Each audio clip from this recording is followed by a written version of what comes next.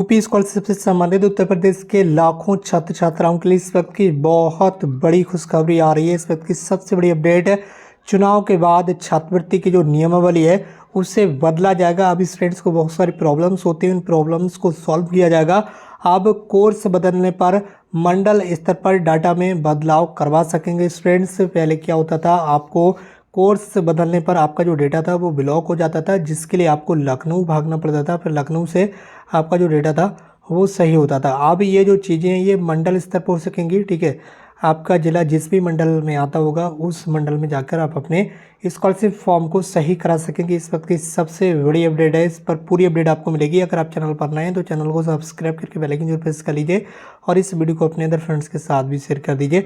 सबसे पहले अपडेट आपके सामने स्क्रीन पर, उत्तर प्रदेश में चुनाव आचार संहिता खत्म होने के बाद छात्रवृत्ति की नियमावली में बदलाव किए जाएंगे।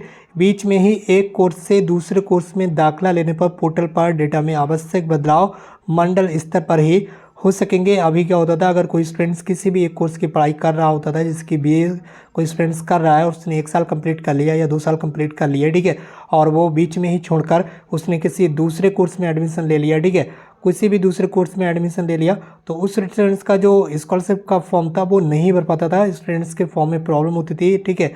तो ऐसे में यहाँ पर अब स्टूडेंट्स जो है वो यहाँ पर अपने फॉर्म को सही करवा सकेंगे मंडल स्तर पर, ठीक है। मंडल में ही जो उनका जो जिला जिस मंडल के अंतर्गत आता होगा उस मंडल में पहुंचकर अपने फॉर्म को सही करवा सकेंगे, जिससे विद्यार्थियों को दिक्कत होती थी। और अभी तक ये जो काम था वो निदेशालय स्तर पर होता था, जिससे स्टूडेंट्स को दिक्कत होती थी। इस संबंध में समाज कल्याण निदेशालय प्रस्ताव तैयार कर रहा है। उत्तर प्रदेश में SC ST छात्रों को 2.5 लाख रुपए सालाना और अन्य वर्गों के लिए 2 लाख रुपए सालाना आय होने पर छात्रवृत्ति और शुल्क प्रतिपूर्ति की सुविधा मिलती है। हर साल 50 लाख से ज़्यादा विद्यार्थी योजना का लाभ पाते हैं। अगर कोई विद्यार्थी BSc की पढ़ाई बीच में ही छोड़कर बीटेक में एडमिशन लेता था तो उसे बीटेक में छात्रवृत्ति और शुल्क प्रतिपूर्ति तब तक नहीं मिलती थी जब तक BSc का जो डेटा था वो विभाग के स्तर से ब्लॉक ना किया जाए, ठीक है।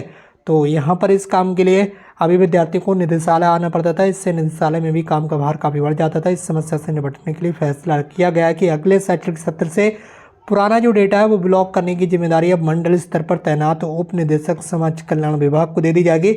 इससे ये जो काम है वो सभी 18 मंडल मुख्यालयों पर हो सकेगा।